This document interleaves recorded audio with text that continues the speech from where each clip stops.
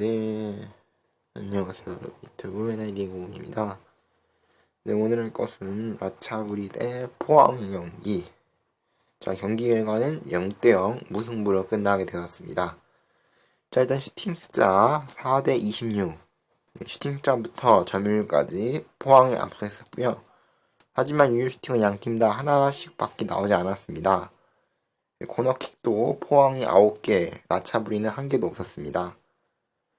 파울스자는 9대 13, 옵사이드는 포항이 하나를 가지고 있었습니다. 자, 경기는 무승부로 끝났지만 초반까지는 흐름이 괜찮았어요. 포항의 몸놀림도 상당히 가벼워 보였고요. 특히나 압박이 상당히 잘 먹혀가지고 라차부리가 수비 쪽에 상당히 불안했는데요. 거기다가 포항 측면 공격으로 라차부리 뚫은 것은 라차부리가 5백에다가 이제 밀집 수비를 하다 보니까 측면을 활용한 공격은 확실히 제가 보기에도 괜찮은 작전이었습니다. 그치만 문제는 결정력이었습니다. 네, 앞에서 온 과정은 좋았는데 문제는 그 과정을 해결해 줄 수 있는 확실한 마무리 선수가 없습니다. 포항이. 뭐 지금까지는 뭐 타치 선수가 뭐 어떻게든 해준 것 같은데요. 문제는 타치 선수가 지금 조별리그 4차전까지 네, 단 한 경기도 쉬지 않으면서 전 경기를 열심히 뛰고 있습니다. 네, 만약 타시 선수가 빠진다면은 포항이 제로톱 운영을 해야 되는데요. 거기에다가 타시 선수가 뭐 이제 아무리 스트라이커 자리에 있는다 하더라도 타시 선수 자체가 좀 내려와서 공을 연결해주는 스타일이에요. 보통의 원톱들은 앞에서 버텨두고 이제 공을 받으면서 마지막에 마무리해주는 역할을 하는 선수들이 많은데요. 타시 선수 같은 경우는 오히려 공을 이제 미드필더 라인까지 수비 가담해 해주면서 공을 이제 뺏어온 다음에 앞에 침투하는 미드필더한테 패스를 넣어주는 그런 스타일이거든요. 그걸 생각해 봤을 때 포항이 확실히 마무리해 줄 수 있는 선수가 미드필더진 말고는 없었는데요. 근데 오늘 그 포항의 미드필더진이 네, 결정력이 너무 안 좋았습니다. 네, 슈팅 숫자가 26개인데 유슈팅이 딱 하나밖에 없어요. 이것만 보더라도 얼마나 결정력이 떨어졌는지. 이 결정력이 포항의 이번 경기를 완전히 말아먹었습니다. 네, 그렇다고 볼 만큼 포항의 결정력이 상당히 안 좋았고요. 자, 이 경기 무승부로 처리하게 되면서 포항이 승점 10점으로 나고야랑 승점이 2점으로 벌어졌습니다. 그 나고야는 아직 라차불이랑 경기를 하지 않게 라차불이란다. 조우루랑 경기 안 하게 되는데요. 자, 만약 나고야가 조우루 경기에서 이긴다면은 네, 포항은 조 2위로 네, 남은 경기 나고야 경기랑 상관없이 경기를 마치게 되게 되고요. 무승부를 하더라도 포항이 다음 나고야 경기를 무조건 이겨야 되며 네, 그럼 승점 차이가 득실차 차이가 7점이 차이 날 텐데요. 7점이면은 네, 4대 0. 그러니까 4골 차로 이기지 않으면은 네, 나고야를 이기고 1위로 올라설 수 없습니다. 포항은 사실상 네, 조 2위로 갈 가능성이 상당히 높고요.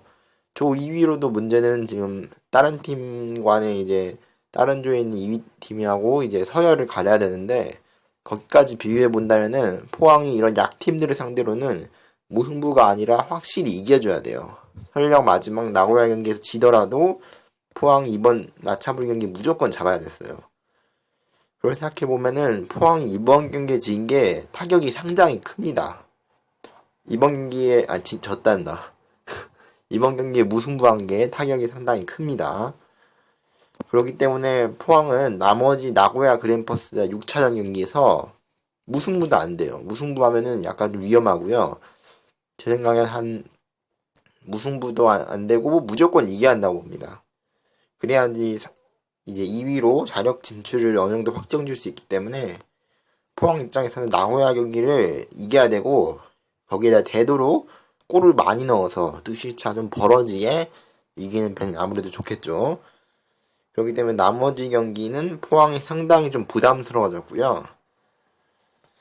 자, 그리고 다른 조를 지금 보면은 다른 조는 지금 3차전을 진행하려고 하고 있고 포항 같은 경우는 지금 다른 5개 조 중에 가장 이제 속도가 빠르거든요. 진행 속도가.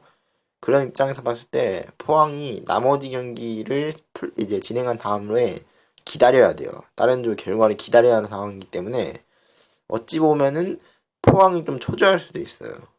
네, 포항이 미리 결과를 내놓고 기다리는 입장이라서 결과를 바꿀 수가 없죠. 그렇게 생각해 보면은 포항이 이번 무승부가 예상보다 타격이 좀 큽니다. 그리고 라차브리는 이 경기를 무승부로 처리하게 되면서 네, 그러면서 아시아 챔피언스 리그 첫 승점을 포항을 상대로 따내게 되었습니다. 자, 그러면은 나머지 경기 3경기 보도록 하겠습니다. 3경기입니다. 2경기 보도록 하겠습니다. 네, 템파인즈하고 전북의 경기 전북 끝났습니다. 네, 0대4로 전북이 이기게 되었고요. 슈팅자는 8대24, 유슈팅은 1대10, 파울스자는 2대5, 파울스자는 코너킥자는 2대8, 파울스자는 11대14, 옵사이드는 전북만 3개가 있었습니다. 전북이 초반까지는 움직임이 괜찮았어요. 전북이 템파인즈를 압박하면서 잘 마무리했는데 문제는 그 이후로 골이 안 들어간 이후로부터 전반 중반부터 이제 압박이 좀 느슨해졌습니다.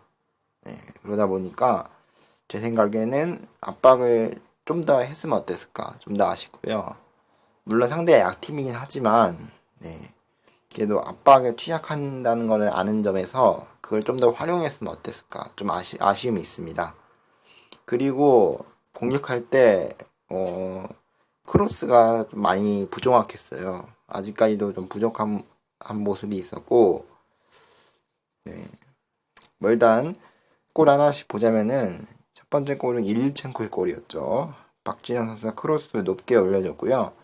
일리첸코 선수가 수비 경합을 했습니다. 수비수랑 경합을 했는데 그 경합한 볼을 이제 절묘하게 골대에 들어가면서 1대0을 만들어냈고요. 자, 그리고 나서 전반전은 끝났고 후반전은 구스타버 선수의 두 번째 골이 터졌습니다. 이용 선수의 크로스에다가 구스타버 선수가 발로 깔끔하게 밀어 넣으면서 발리 슈팅을 만들어냈고요. 이렇게 2대0이 되었고요. 그 이후로 바로 선수의 골도 터졌죠. 일린첸코 선수가 헤딩으로 골대에 맞췄고 구스타버 선수가 그 세컨볼을 또 다시 헤딩으로 골대에 맞췄고요. 그러고 난 다음 세컨볼을 바로 선수가 넣으면서 3번 만에 골을 넣게 되었습니다. 정말 상고초려 같은 이야기였죠. 자, 그 다음에 마지막 골은 또 일리첸코 선수의 멀티골입니다. 백승호 선수가 슈팅을 때렸는데 수비수 선수 맞고 나왔고 그러다 보니까 백승호 선수가 일리첸코 선수한테 밀어줬습니다. 그리고 일리첸코 선수가 구석으로 잘 돌려 넣으면서 4대0을 만들게 되었습니다. 일단 좀 아쉬운 점이 아직까지 선수진이 호흡이 안 맞는 모습이 보였어요. 물론 몇몇 선수들은 이번 대회에 처음 써본 선수들도 있고 어린 선수도 위주로 투입하다 보니까 뭐 그런 면도 있지만 일부 뛰는 베테랑 선수들까지 호흡이 안 맞는 모습이랑 패스미스가 많거나 그런 뭔가 아쉬운 부분들이 많이 보였어요. 그래서 그런가 제 입장에서 좀 많이 아쉬웠고요. 좀 더 애매하게 공격을 했어요. 전북이 공격을 하려면 화끈하게 공격을 해줘야 되는데 제가 생각하기에는 공격이 하다 말아요. 압박을 적극적으로 해줘야 되는데 적극적으로 하거나 아예 뒤로 빠지거나 해야 되는데 압박을 애매하게 걸다 보니까 오히려 상대 공격진한테 공간을 주거든요. 패스할 공간을 주기 때문에 템파인즈가 그래도 슈팅 8개를 만들어냈던 것 같고요. 그걸 생각해봤을 때 이번 경기에서 전북의 문제점이 노출이 잘 됐습니다. 일단 전북이 지금 로테이션 폭이 큽니다. 로테이션 폭이 크고요. 또 김상식 감독님이 지금 주전 선수랑 비주전 선수를 같이 혼용하는 편이에요. 주전만 이제 주전 위주로 내보낸 게 아니라 비주전 선수랑 섞어가지고 내보내거든요. 자, 문제는 그렇게 섞어가지고 내보낸다는 거는 일단 장기적인 측면에서 비주전 선수들도 뛸 수 있게 만들어준다는 점에서 좋은 점이지만, 다른 말로 하면은 확실한 주전이 없다는 거예요. 확실한 주전이 없다는 거는 긍정적인 측면에서는 선수들 간의 경쟁을 부추겨가지고 팀의 발전에 기여를 할 수 있다라고 생각할 수 있겠지만, 부정적인 측면으로는 선수진 간에 제대로 된 호흡을 맞춰볼 시간이 부족하다는 소리예요. 일단 아무리 주전 선수라 하더라도 선수진끼리 호흡이 맞아야 돼요. 전북 선수들이 뭐 기술이 부족한가? 뭐 패스가 안 좋은가? 뭐 그런 게 아니에요. 물론 패스미스가 좀 보였지만 그거는 전북이 골이 이제 워낙 안 들어가다 보니까 무리한 플레이를 하다 보니까 이제 패스미스가 좀 많아진 거고요. 그 전에까지 내용을 보면은 전북이 기본적으로 호흡이 안 맞아요, 선수진끼리. 뭐 그것 때문에 패스미스가 또 생긴 것도 있겠지만 진짜 호흡이 잘 많이 안 맞았고요. 김상식 감독님 마음에 있는 확실한 주전이 필요합니다. 전북은 지금 주전이 없어요. 제가 보기에는 물론 몇몇 선수들이 집중적으로 출전하긴 하지만 말 그대로 그 선수들이 집중적으로 출전하는 것 뿐이에요. 확실한 주전은 없습니다. 그러다 보니까 뭔가 좀 많이 아쉬움이 있네요. 자, 어쨌든 전북이 이기게 되었고요. 그 이후에 열린 간바랑 치앙라이 경기에서 또 무승부를 거두었죠. 이렇게 거두었기 때문에 전북이 지금 승점이 10점으로 4경기 치렀는데 1위고요. 그 뒤로 간바가 4점 차로 벌어졌어요. 지금 간바가 무승부를 2번 하면서 남은 경기가 2경기고 그 중에 한 경기는 또 간바전이기 때문에 전북이 다음 경기에 무조건 이기고, 만약 다음 경기 간바가 또 이긴다면은 승점이 4점 차이거든요. 그러면 마지막 경기 여부랑 상관없이 전북이 조 1위로 진출하기 때문에 전북 입장에서는 다음 치앙라이 경기를 무조건 잡아야 됩니다. 무승부도 안 돼요. 무승부하면은 역전할 수 있는 경우수도 있기 때문에 무승부도 상당히 위험합니다. 그렇게 생각해야 할 것 같고요. 자, 그리고 포항이 속한 조죠. 포항이 속한 조에서 자, 나고야 대 조호르 경기. 나고야가 1대1로 조호르를 이기게 되면서 조 2위를 확정 짓게 되었고요. 이제 남은 자리는 포항인데요. 포항이 마지막 경기가 나고야 경기입니다. 어디 갔냐? 아, 여기 있네. 포항이 마지막 경기가 나고야 경기인데요. 이미 포항은 조 2위를 확정지었어요. 그럼 끝나는 게 아니라 이게 다른 조의 결과를 봐야 돼요. 포항은 다른 조보다 경기를 빨리 시작했기 때문에 빨리 끝나요. 그래서 최대한 승점을 많이 벌어놓고 기다려야 돼요. 그런 입장이기 때문에 포항 입장에서는 다음 경기 나고야 경기에서 무승부도 위험합니다. 지면 더 안 되고요. 물론 무조건 이겨야 돼요. 무조건 이겨야 되고 승점 3점, 13점 정도 되면은 사실상 16강 진출을 확정을 짓기 때문에 포항은 사력을 다해서, 또 조별리그 6차전이잖아요. 다음 경기가 없어요. 다음이 없다라는 생각으로 뛰어야 할 것 같습니다. 자, 그러면은 지금 10분 남았는데 다음 경기 바로 리뷰해 보도록 하겠습니다. 울산하고 카야 경기 끝나게 되었습니다. 자, 슈팅수는 8대3, 유효슈팅은 6대2, 코너킥수는 4대3, 파울수는 9대11입니다. 옵사이드는 울산이 한 개가 있었습니다. 일단 골부터 체크해 보도록 하겠습니다. 선제골은 울산 쪽에서 나왔는데요. 김민주 선수의 패스가 이제 힌터지어 선수한테 갔고, 힌터지어 선수가 슈팅을 했습니다. 근데 그 슈팅이 정말 절묘하게 들어갔죠. 절묘하게 잘 들어갔다는 소리가 아니라 절묘하게 스미스 맞고 윤빛가람 선수가 그때 이제 앞선 선수의 이제 경합하는 과정에서 어깨를 다쳐가지고 이렇게 앉아 있었는데요. 그 상황에서 윤빛가람 선수 웃으면 안 되는데 윤빛가람 선수 얼굴 맞고 골대에 들어가게 되었습니다. 자, 그래서 윤빛가람 선수가, 네, 많이 안 그래도 어깨가 많이 아파서 지금 앉아있는데, 네, 어쨌든 골이 들어갔으니까, 네, 다행이라고 생각하고요.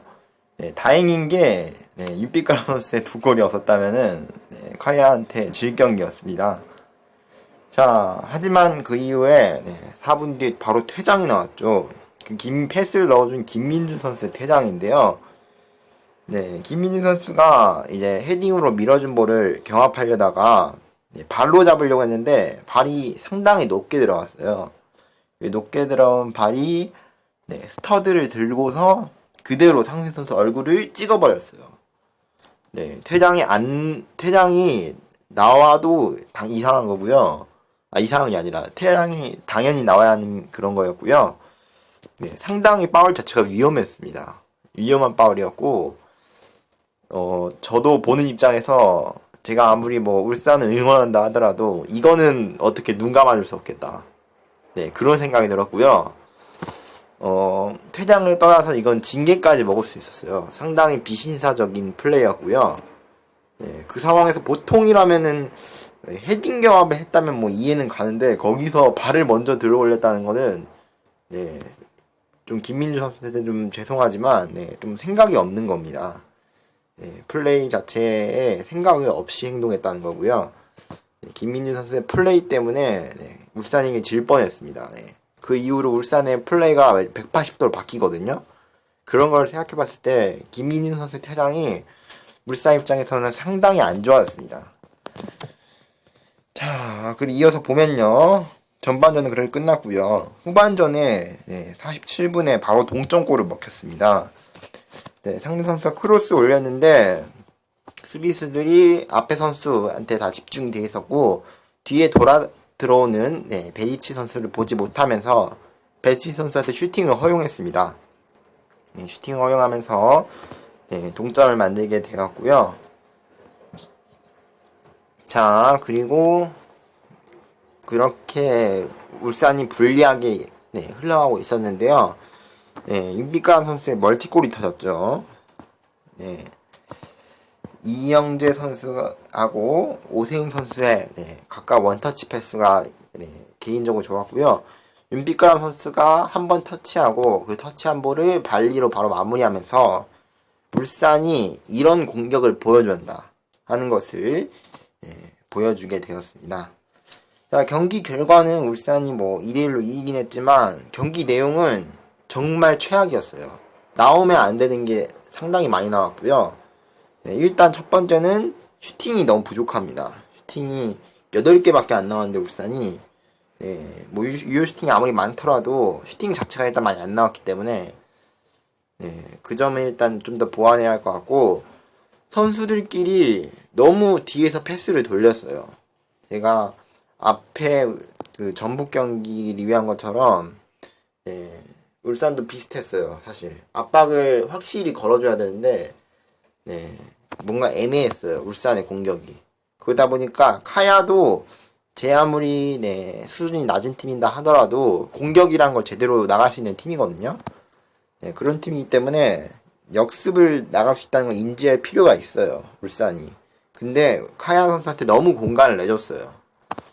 네, 울산이 자기가 좀 더 잘하는 걸 해야 되는데 굳이 어려운 쪽으로 갔어요. 카야 선수한테 네, 굳이 어렵게 갔다. 좀 그런 생각이 좀 들고요.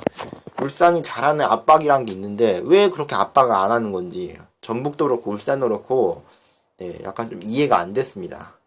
뭐 전북은 뭐 실점도 안 하고 4대0으로 이겨서 다행이지 울산은 네, 특히 김민주 선수의 퇴장은 도저히 어떻게 정당화할 수가 없어요. 그 퇴장은 너무 비신사적인 플레이였고 제가 만약 제 3자의 입장이었다면은 뭐 대한민국 국적의 사람이 아니라 필리핀 국적도 아니라 완전히 다른 사람이었다면은 당연히 이건 퇴장이다 라고 생각이 들 정도로 이기긴 했는데 경기 내용 자체에서는 졌습니다. 울산이. 네, 경기 내용 자체에서는 그만큼 울산이 안 좋았다는 거예요. 이번 경기. 이번 경기에 아무리 지금 로테이션을 돌리고 울산이 평소에 네, 잘 안 쓰는 군입대 갔다 온 이제 선수들도 많이 썼거든요. 네, 근데 오른쪽에 이명재 선수 같은 경우는 울산이 찬스를 열어주면은 이명재 선수 크로스가 제대로 간 크로스가 한 10개 차면 1개 나올까? 할 정도로 이명재 선수 크로스가 정말 안 좋았어요. 컨디션이 아무리 떨어졌다 하더라도 너무 심하다 할 정도로 너무 떨어져 있었고요. 그 점이 많이 아쉽습니다. 이런 점을 좀 더 보완해야 할 것 같고요. 뭐 자주 출전하지 못한 선수들이 출전하다 보니까 선수들끼리 호흡도 안 맞고 누가 확 잡아줬는데 잡아줄 수 있는 선수도 없고 다행인 거는 조수혁 선수가 잘 막아주면서 추가 실점 안 한 게 다행이라고 생각합니다. 자, 그리고 이어진 경기에서 비에테가 빠툰 경기는 빠툰이 3대1로 이기게 되었습니다. 자, 그러면서 순위는 여전히 울산이 1위, 2위가 빠툼, 비에텔, 카야순입니다. 자, 그렇게 되었고요. 자, 다음은 베이징 대 대구의 경기인데요. 대구 같은 경우는 일단 이 경기를 잡고 나서 마지막 가와사키 경기에서 승부를 봐야 하는 입장이었고요. 자, 같은 시간에 열린 유나이티드 FC하고 시티 FC하고 가와사키 프론탈렌 경기는 2대0으로 가와사키가 이겼습니다. 자, 그리고 대구도 베이징과 나온 경기에서 3대0으로 이기게 되었습니다. 자, 슈팅자가 엄청난데요. 앞에서는 슈팅자가 많이 안 나왔는데 이번 대구 경기에서는 슈팅자가 상당히 많이 나왔어요. 1대 32. 슈팅자가 뭐 32개나 나올 정도로 슈팅이 많았고요. 유효 슈팅도 대구가 11개 나왔습니다. 베이징이 슈팅을 딱 하나밖에 못 때렸네요. 그리고 코너킥도 대구만 13개 있었고 박스자는 10대 3이었고요. 옵사이드는 대구만 2개가 있었습니다. 베이징 같은 경우는 마지막에 교체 카드 5장을 전부 다 사용해가지고 선수들이 부상당했는데 9명에서 밖에 뛸 수 없는 그런 불상사도 일어나기도 했습니다.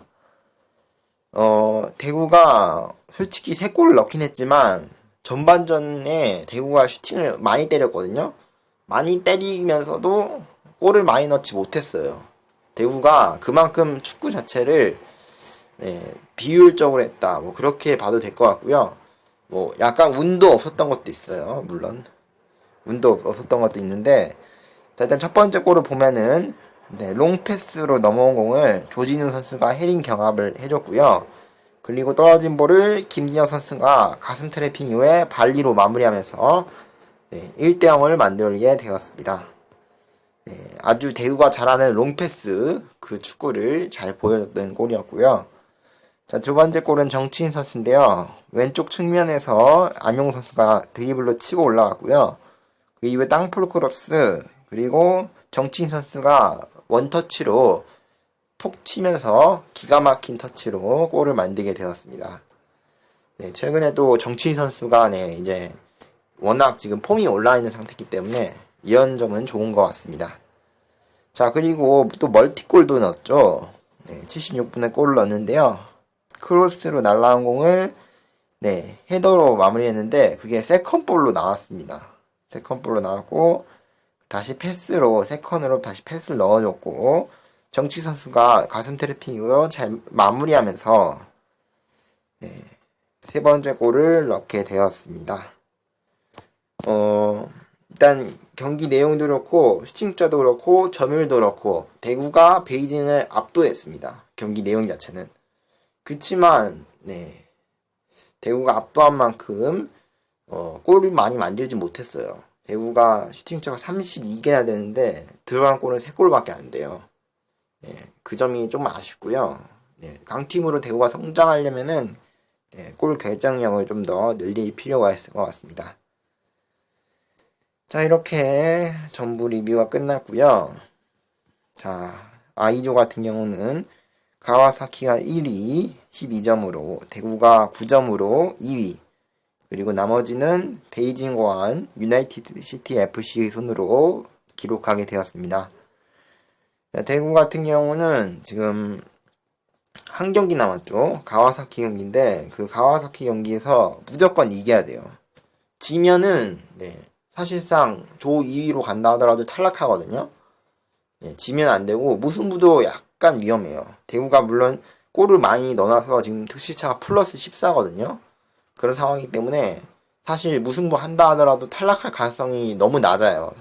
주변에 있는 다른 팀이 전부 이기지 않는 이상 탈락할 가능성이 상당히 낮고요. 그런다 하더라도 이기면은 올라간다는 생각으로 가와사키를 개인적으로는 이겨줬으면 좋겠습니다. 또 가와사키의 지금 아직까지 연속 무패 기록이 안 깨지고 있기 때문에 대구가 이번에 한번 그 기록을 깨보는 것도 제 생각에는 좀 더 K리그 팀을 위해서 또 대구 FC 위해서 시청자분을 위해서 좋은 경기가 될 것 같습니다. 자, 이렇게 정말로 모든 경기 끝났고요. 자, 포항 같은 경우는 한 경기 남았고, 대구도 한 경기 남았나? 한 경기 남았고, 그리고 제이주도 한 경기 남았고,